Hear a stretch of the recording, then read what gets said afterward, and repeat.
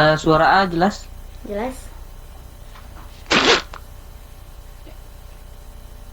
Bismillahirrahmanirrahim.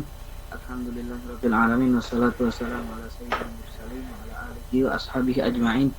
Amma ba'd. Allahumma 'allimna ma yanfa'una wanfa'na bima 'allamtana wa zidna ilman wa alhiqna bi ibadikas sholihin. Allahumma la sahla illa ma ja'altahu sahla wa anta taj'alul hazna idza syi'ta sahla. Alhamdulillah, pada pertemuan sebelumnya kita menjelaskan tentang sejarah ilmu balaghah, kemudian juga kita menyinggung sedikit muqaddimah kitab ya. Mengulang sedikit muqaddimah kitab. Kemudian kita juga sampai pada muqaddimah ilmu balaghah. Muqaddimah ilmu balaghah di mana para ulama balaghah mereka mengawali kitab balaghahnya dengan membahas fasahah dan balaghah. Apa itu fasahah dan balaghah? Kemarin kita jelaskan bahwa fasahah adalah artinya secara bahasa adalah al-bayan wa zuhur. Afsahas sobiyyu fi mantiqihi. Sobi atau anak telah jelas ucapannya. Afsaha ay zahara kalamuhu wa bana kalamuhu. Zahara wa bana kalamuhu. Afsahas subhu. Afsahas subhu ay zahara subhu. Itu secara bahasa. Adapun secara istilah, fasahah ini dia sebagai sifat bagi kalimat, bagi kalam, dan bagi mutakallim.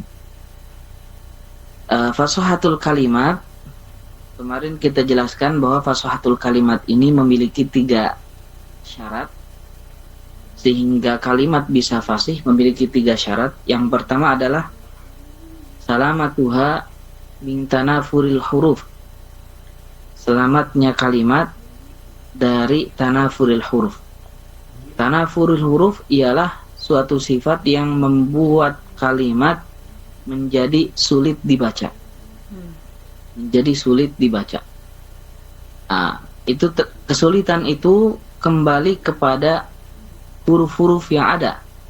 Huruf-huruf yang ada pada kalimat tersebut.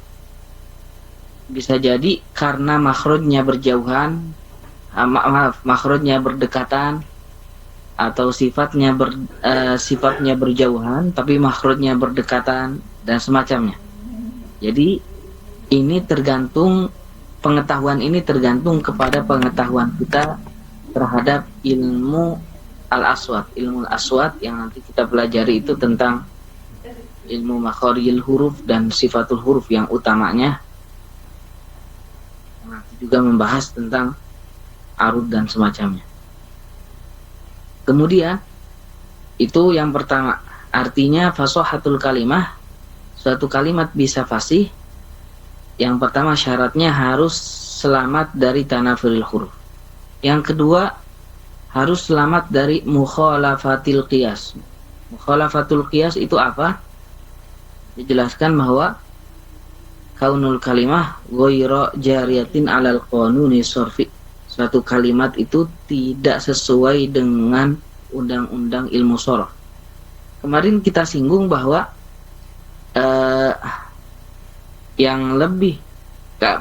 tidak semua kalimat yang berbeda dari ilmu sorof, yang berbeda dari kaidah sorof itu tidak fasih. Ada kalimat-kalimat yang menyelisihi kaidah akan tetapi dia fasih. Menyelisihi kaidah sorof, menyelisihi kaidah nahwu, tapi itu fasih. Kalimat menyelisihi kaidah sorof ada yang fasih. Menyelisihi kaidah nahwu, kalam menyelisihi kaidah nahwu, ada yang kalam yang fasih. Ya, jadi lebih sebenarnya maksud musannif itu harusnya mukhalafatul wad'il arabi. Jadi berselisih dengan bahasa Arab, ketentuan Arab. Jadi ketentuan Arab tentu lebih luas dibanding ilmu sorof nantinya. Karena ilmu sorof, ilmu bahasa Arab kan ada melalui kaidah, ada kaidahnya memang, dan ada juga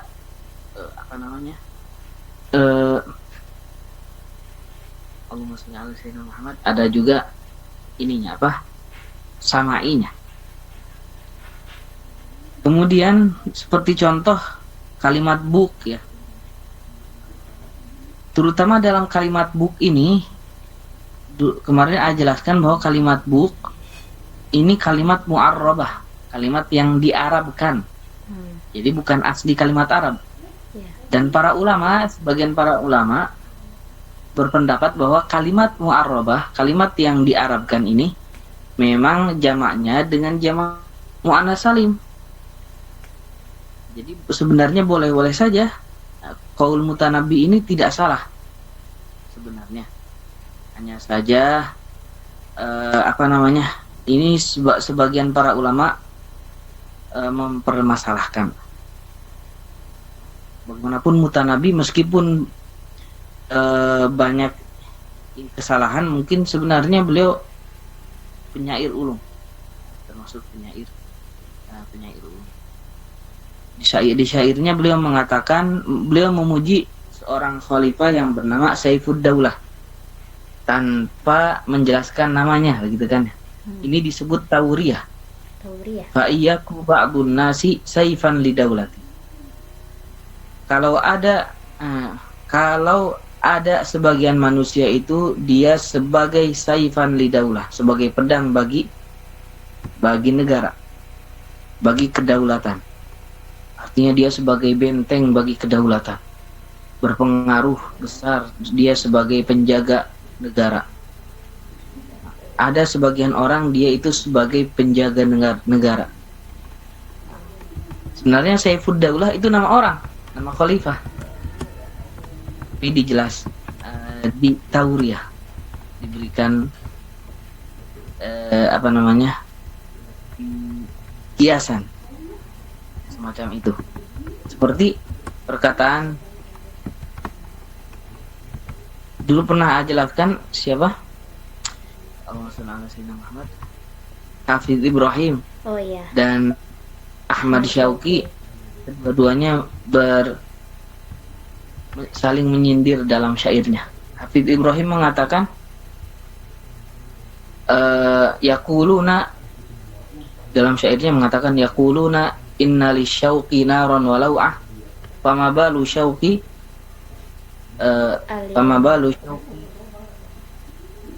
asbahal yawma barida. Mereka mengatakan bahwa yang namanya rindu ini memiliki api dan gejolak. Tapi kenapa dengan kerinduanku sekarang hari ini dia menjadi dingin? Tidak ada maksud di sini adalah Syauqi, maksudnya adalah nama orang, yaitu Ahmad Syauqi. Artinya kenapa Syauqi sekarang kok kayak nggak ada kekuatannya, kayak hilang di telan masa? Maka dijawab oleh Ahmad Syauqi, dia menjawab, hamaltul insana wal kalba amanatan. Aku berikan manusia dan anjing suatu amanah. Fakhawanahal insan wal kalbu hafid. Manusia berkhianat, adapun anjing menjaga amanahnya. Wal kalbu hafid. Kalimat hafid di sini ini ada dua makna, tapi yang dimaksud adalah makna tersiratnya yaitu nama orang, Hafidz Ibrahim. Dua ulama ini, dua penyair ini penyair ulung pada zamannya, pada zaman Mesir, sebelum terjajahnya Mesir, sebelum ada penjajahan di Mesir. Mereka adalah penyair ulung. Ahmad terkenal dengan Amirus Syu'ara. Hafidz Ibrahim dikenal dengan Syairun Nil. Dua orang ini terkenal. Terutama Ahmad Syauqi, karena beliau memiliki syair-syair yang memuji Nabi. Ya, beliau nampak sekali terlihat cintanya kepada Nabi. Hafidz Ibrahim yang sedikit beliau lebih nasionalis. Jadi syairnya itu lebih syair nasionalis. Kalau Ahmad Syauqi ini terlihat keulamaannya dan memang beliau banyak memuji Nabi. Di antara syair pujian beliau kepada Nabi adalah Wulidal huda fal kainatu biya wa famuz zamani tabassumun wa sana. Ini adalah syair karya beliau, Ahmad Syauqi. Kemudian itu kurang lebih mukhalafatil qiyas. Kemudian ada ghorobah, suatu kalimat harus bisa fasih apabila dia selamat dari ghorobah. Ghorobah adalah kalimat yang tidak jelas maknanya. Di sini dicontohkan seperti takakka'a, ijtama'a, ifrongko'a, bimakna insorofa, itlaqomma. Kalimat-kalimat ini memang jarang dipakai sehingga maknanya itu hanya orang-orang yang menelaahi bahasa Arab lebih dalam saja yang mengetahui. Tentu ghorobah itu memang sebenarnya tergantung masanya. Bisa jadi suatu kalimat yang gharib dulu itu suatu kalimat yang gharib sekarang dulu tidak gharib. Nah, jadi maksud gharib itu adalah kalimat yang asing tapi pada zaman orang Arab. Pada zaman Arab. Kemudian kita lanjut kepada fasahatul kalam. Baca nih, bismillah. Bismillahirrahmanirrahim. Wa fasahatul kalami, dan fasihnya kalam, salamatuhu, yaitu selamatnya dia, mingtana furil kalimati, dari berjauhannya kalimat-kalimat, mujtami'atan, secara keseluruhan, wa min dha'fit ta'lifi, dan selamatnya kalimat-kalimat dari lemahnya penyusunan, wa minat ta'kidi, dan selamatnya kalimat-kalimat dari ta'kid, ma'a fasahati kalimatihi, bersamaan dengan fasihnya kalimat-kalimat tersebut. Ya, jadi fasahatul kalam memiliki empat syarat. Yang pertama, selamatnya kalam dari tanafuril kalimat mujtami'ah, wa min dha'fit ta'lif, wa minat ta'qid. Nanti ta'qid ada ta'qid lafzi dan ta'qid maknawi. Jadi kalau ditafsirkan ada 4. Dan juga harus fasih setiap kalimatnya nanti ya. Jadi kalau kefasihan kalimat itu sudah dijelaskanlah sebelumnya.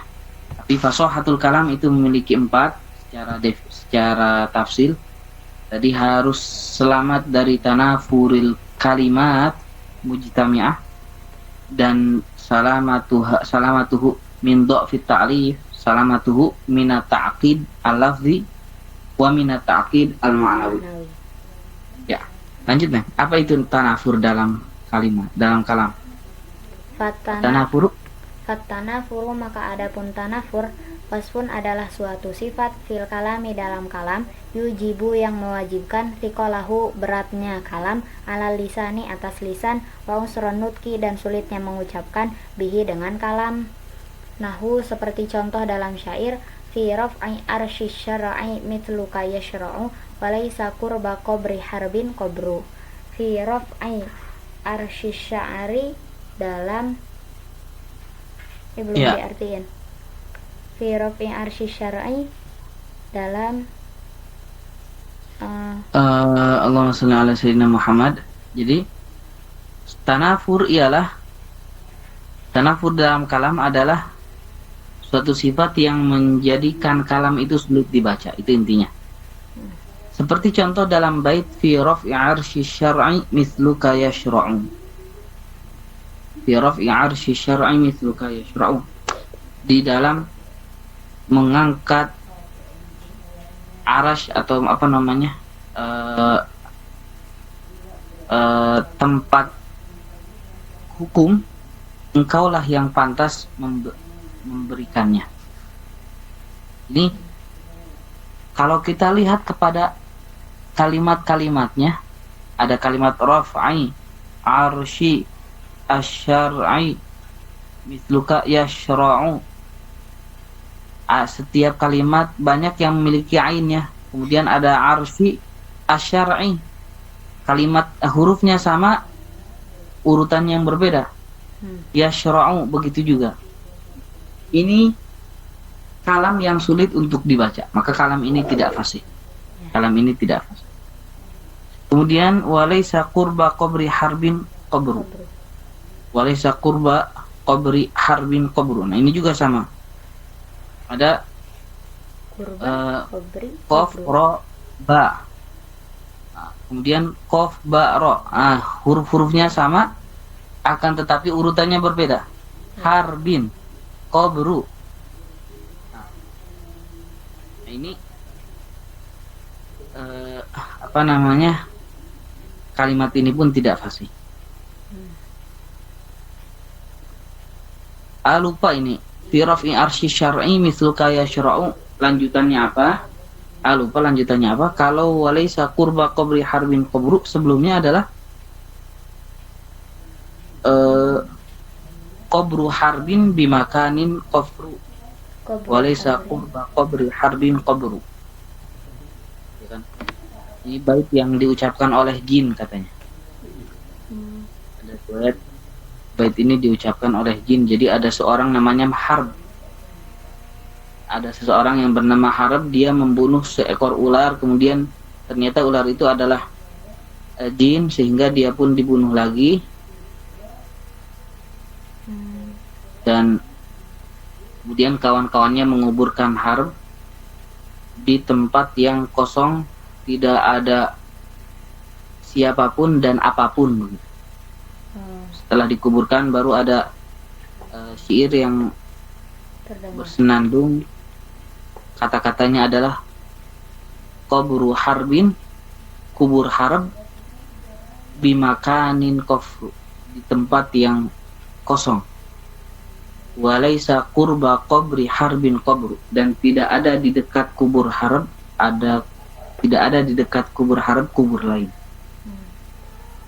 Karimun mata amdahu wal wara, ma'i wa idza ma lumtuhu wahdi. Karim orang yang mulia, kapan aku memujinya maka aku memujinya, wal wara ma'i, dan orang-orang pun ikut memujinya. Wa idza ma lumtuhu wahdi, dan apabila aku mencelanya sendirian. Orang karim seperti itu. Ini pun kalau nggak salah perkataan kita Nabi, kalau tidak salah.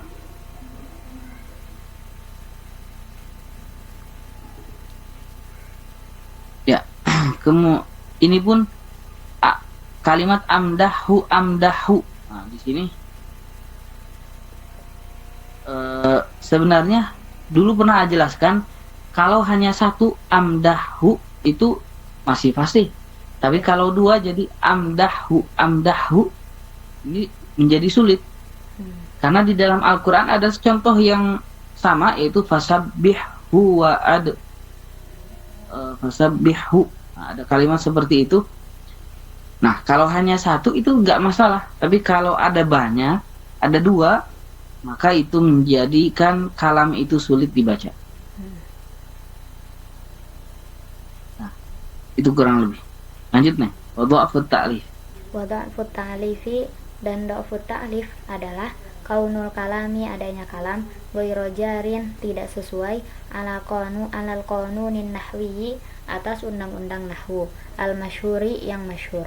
Kal idmari, seperti idmar, qabla dzikri, sebelum penyebutan, lafzon, secara lafaz, warutbatan, dan tingkatan. Fi qoulihi, contohnya dalam ucapan penyair, jaza banul abal ghilan an kibarin wa husni fi'alin kama yujza sinimar. Jaza, semoga membalas, banuhu, anak-anaknya, abal gilan an kibarin, atas setelah tua, wa husni fi'alin, dan setelah banyak berbuat kebaikan, kamayu jeza sebagaimana dibalas sinimaru sinimar. Ya. Ya, wa dha'fu ta'lif. Dan lemahnya lemahnya tertib. Penertiban kalimat-kalimat. Ya, maksudnya adalah kaunul kalam, adanya kalam tidak sesuai dengan kaidah ilmu nahwu yang masyhur. Ini pun sama. Maksudnya ada kalam-kalam yang memang dia tidak menyelisihi ilmu nahwu. Tidak menyelisihi selisih dengan kaidah ilmu nahwu, akan tetapi kalam itu tetap fasih. Ada kalam-kalam seperti itu. Jadi memang harusnya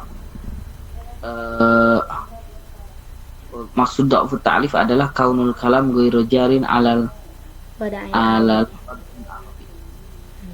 kal idmar, seperti domir, seperti memberikan domir sebelum penyebutan baik secara lafaz dan rutbah.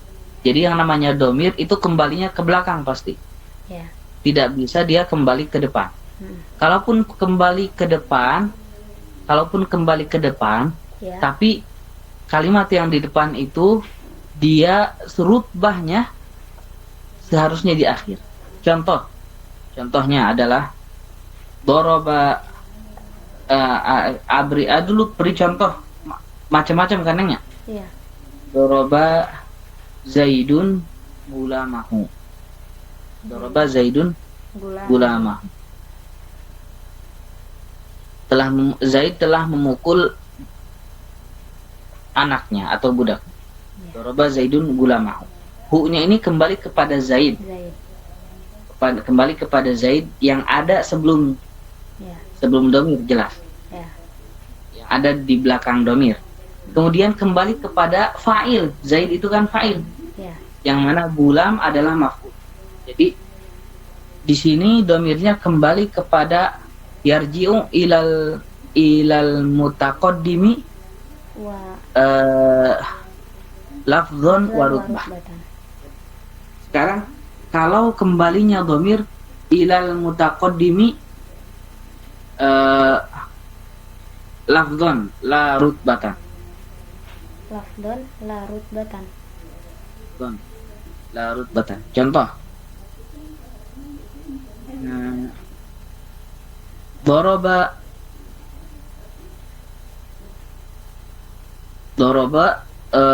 gulamuhu Zaidan. Doroba gulamuhu Zaidan. Doroba Zaidan gulamuhu. Doroba Zaidan gulamuhu. Oh iya. Nah ini hu-nya kembali kepada Zaid. Iya. Kembali kepada Zaid.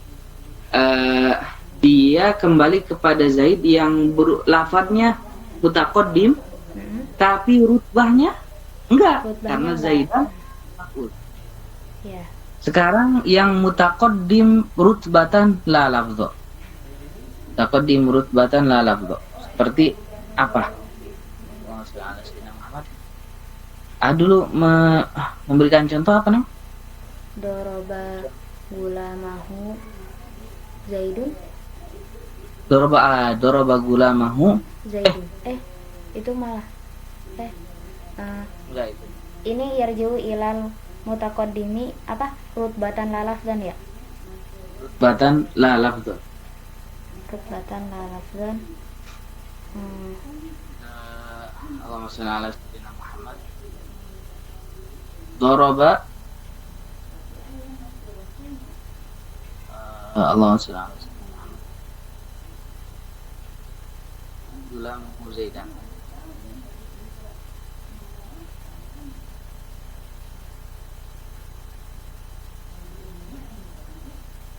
Ya bisa juga doroba gulamuhu Zaidan. Tapi ini maaf. Doroba gulamahu Zaidun nggak sih? Iya, doroba gulamahu Zaidun.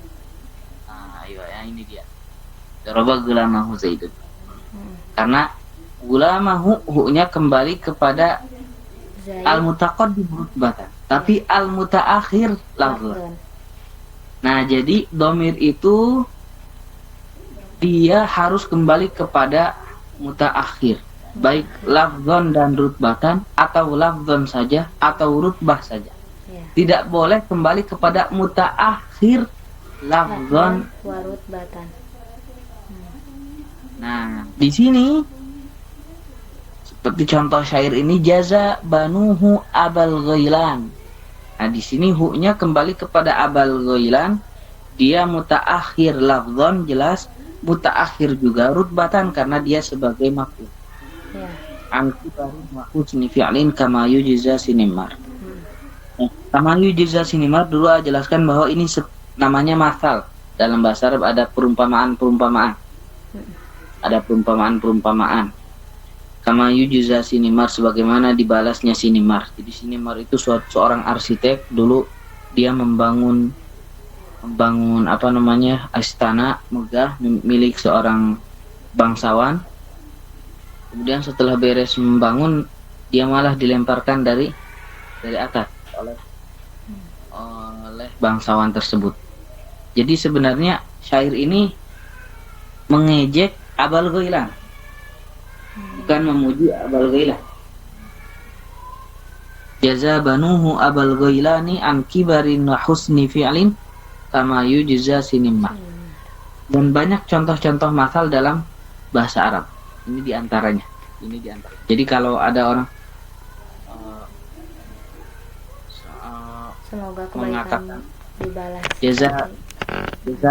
Jaza kabnuka kama yujza sinimar. Ini doa buruk ini. Ini ejekan, bukan pujian. Kurang lebih seperti itu. Wa ta'qidu. Lanjut nah. Wa ta'qidu, adapun ta'qid ayyakunal kalamu, adanya kalam, khafiyat dalalati, samarnya menunjukkan penunjuknya, alal makna, atas makna, al muradi, yang diinginkan. Wal khafa'u, adapun khafa, imma min jihatil lafzi, ada kalanya dari arah lafaz, bisa babi taqdimin, karena sebab takdim, au ta'khirin atau ta'khir, au faslin atau fasl, bisa wa yusamma, dan ini dinamai ta'kidan, ta'kid lafzian, lafzi, ta'kid lafzi. Kaqaulil mutanabbi, seperti ucapannya Imam Mutanabbi, jafakhat wa hum la yajfakhuna biha bihim syiamun alal hasbil agharri dalailu. Jafakhat, berbangga, telah berbangga, wahum, sedangkan mereka, la yajfakhuna, mereka tidak berbangga, biha, dengan kebaikan mereka. Bihim dengan mereka, para bangsawan, syiamun, kebaikan, akhlak baik mereka, alal hasbil agharri apa? Dengan kemuliaan mereka, atas kemuliaan mereka, dalailu, tanda-tanda, atas kedudukan mereka. Dalailu. Ini intinya adalah sebelum ke situ, ta'kid itu adalah khofa, samarnya dalalah. Jadi setiap lafaz itu kan memiliki dalalah. Seperti dalam ilmu mantik itu kan yang namanya kalimat itu memiliki dalalah. Lafaz itu memiliki dalalah kepada makna. Nah, kalau kalam itu samar dalalahnya kepada makna, sampai kita pun gak jelas ini maksudnya apa ini. Tapi di sini ta'kid terbagi dua. Ada ta'kid lafzi, itu karena penyusunannya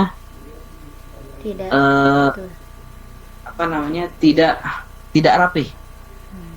Contoh seperti ini, jafakhat wahum la yajfakhuna biha bihim syiamun alal hasabil agharri dalail. Karena harusnya urutan yang sebenarnya adalah jafakhat bihim syiamun. wa hum la yajfakhuna biha, ya kan? Jafakhat bihim syiamun dalailu alal hasabil agharri wa hum la yajfakhuna biha. Jadi di sini urutannya dibolak-balik. Aslinya adalah jafakhat bihim syiamun dalailu alal hasabil agharri wa hum la yajfakhuna biha. Kalau A mengatakan atau itu Zaidan, contoh atau itu kitaban Zaidan,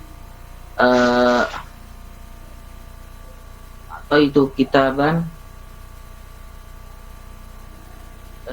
Zaidan qalaman. Nah, ini juga membingungkan, atau yang semacamnya, karena harusnya kan atau itu Zaidan kitaban wa qalaman. Di sini jafakhat bihim syiamun dalailu, telah berbangga dengan mereka, syiamun akhlak, maksudnya peringai-peringai. Di para yang dipuji ini mereka memiliki keberanian, mereka memiliki kemuliaan pada akhlak dan peringai. Jadi akhlak itu yang berbangga terhadap mereka, sedangkan mereka tidak berbangga dengannya, karena itu sudah dalail sebagai tanda dari kedudukan mereka yang al-aghor, yang cemerlang. Mungkin sampai sini dulu nanya. Ya. Semoga bisa dipahami lah. Maaf ini aku kurang persiapan karena sibuk. Ya. Allah. Kita lanjut atau bagaimana? Dimatiin dulu aja yang ini ya. Ya. Bismillahirrahmanirrahim. Alhamdulillah.